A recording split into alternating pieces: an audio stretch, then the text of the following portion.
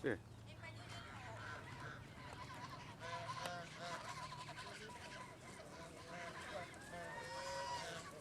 Ya, Sama. dari pertama dia mengancam saya, habis itu dikejar saya keluar, sampai ke belakang dikejar saya, dipukul saya, disepak-sepak.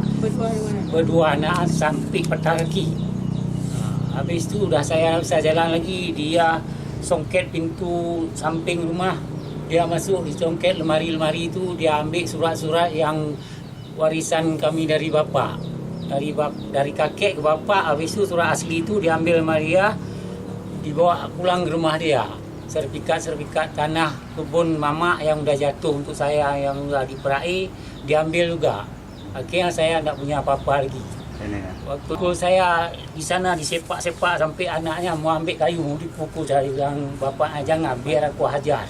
Dua-dua orang tu dihajar saya, disepak-sepak sampai ini saya bisa bergerak lagi. Betul. Lagi petik buah pinang. Lagi petik pinang, saya mencari rezeki situ. Lagi hamil saya di Banda Aceh karena mengajar. Habis itu saya telepon istri saya Kan suruh sendiri. pulang, lapor ke Kapolsek Balohan. Dah kami di Banda Aceh.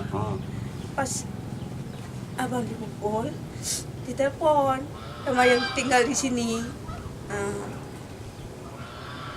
Telepon bilang, abang udah patah kaki itu dipukul sama abangnya. Udah besoknya saya kemari terus. Kata ya Allah, udah duduk di kursi roda. Patah kaki kami bawa ke Bang Den, Tukang urut. tukang urut sama Cuk Yan. Waktu masih Sama Cuk paman. Yan, sama paman. Masih hidup. Habis itu ada seminggu bawa ke situ 3 kali. Diurut sampai keluar iik. Nggak mau lagi dia bilang. Nggak mau lagi saya. Ini sakit kali diurut, sakit kali. Pulang aja ke Banda Aceh. Habis itu bawa pulang ke Banda Aceh. Pulang ke Banda Aceh.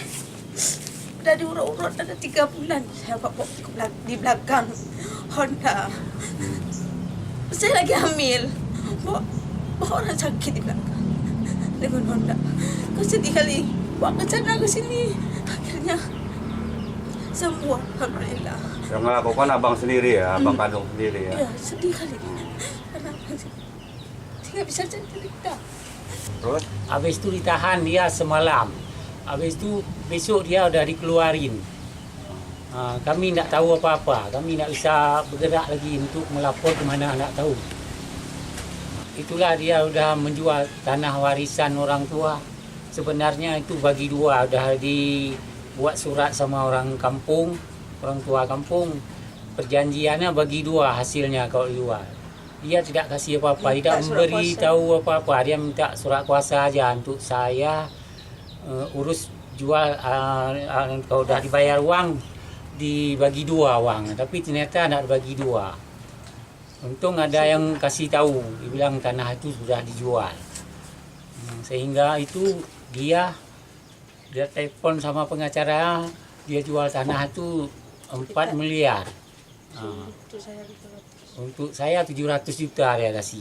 Saya tidak terima. Ternyata 8 miliar 400.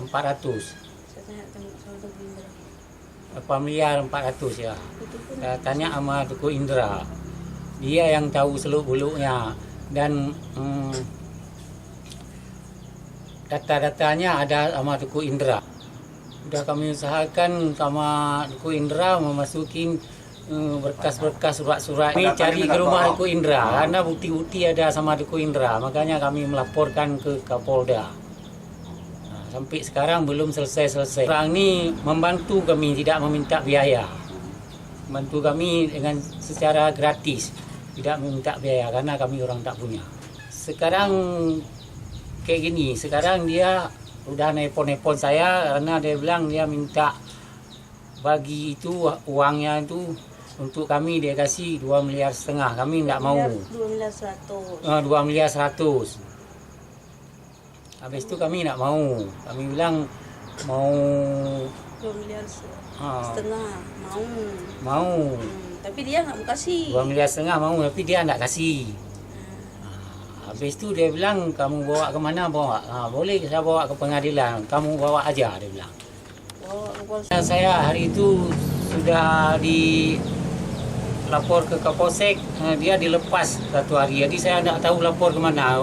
Jumpa Laskar, ketuanya kebetulan Duku Indra, minta tolong Duku Indra. Boleh dia bilang saya menolongnya. Dengan syarat-syarat lengkap semua surat-suratnya dan ada datanya sama Duku Indra lagi. Makanya berani kami. Memang yang sebenar-benarnya ada hak kami situ. Minta bantuan lah sama Duku Indra. Cara gratis. Tidak meminta apa-apa, tidak ada yang memeraskan juga. Dia hanya mentolong saja kami orang miskin. Harapan kami secepatnya lah bantu kami bapak-bapak ini. Tolonglah kami.